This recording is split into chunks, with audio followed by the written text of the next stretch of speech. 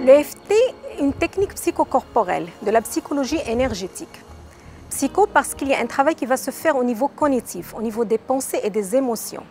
Et corporel parce qu'il y a aussi un travail qui va se faire au niveau des méridiens avec une stimulation de certaines zones du corps qui correspondent aux entrées et sorties des méridiens. Donc c'est un travail qui va se faire sur la base du système énergétique inspiré de la médecine chinoise et un travail qui va se faire de la pratique, des pratiques et concepts de la psychologie occidentale. La stimulation des points se fait par tapotement et cela permet de libérer des tensions et des perturbations qui se sont formées dans le système énergétique corporel de la personne suite à une situation donnée. D'un autre côté, un travail va se faire sur les émotions, sur les pensées qui se sont formées et qui se sont ancrées dans l'esprit de manière inconsciente liées à cette situation pour la personne. À partir de là, l'EFT se pratique dans deux domaines, le domaine d'accompagnement coaching et le domaine d'accompagnement thérapeutique.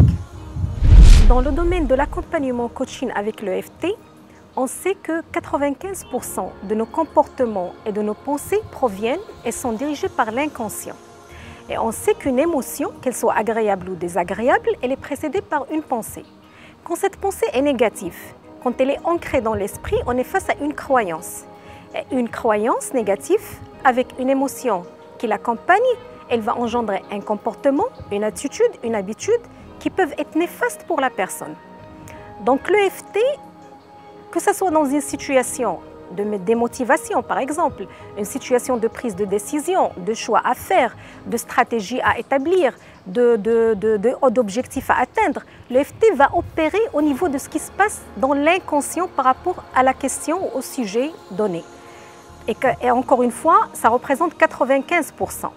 Donc, le travail va se faire au niveau des émotions et des pensées qui sont liées à la situation, qui se sont logées dans l'inconscient de manière à se déclencher et s'activer avec des éléments déclencheurs et à donner des résultats néfastes pour la personne.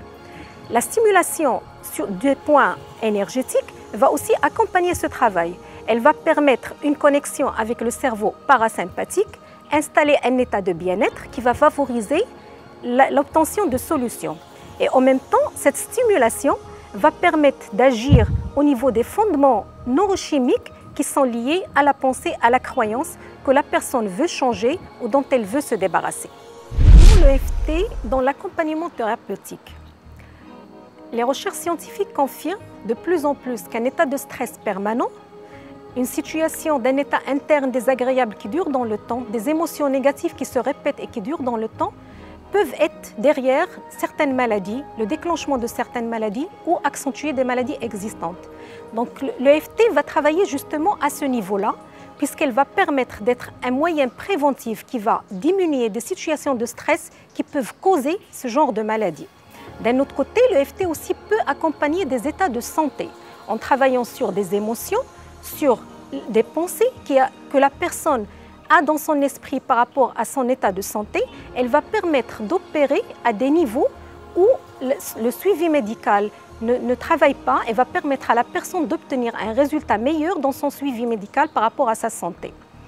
Donc le bienfait de l'EFT, c'est que c'est un outil qui a été très facilité et très simplifié pour que tout le monde puisse l'utiliser. Ce qui permet à chacun de le prendre comme une technique de prévention ou un outil quotidien qu'il peut faire pour acquérir un état de bien-être.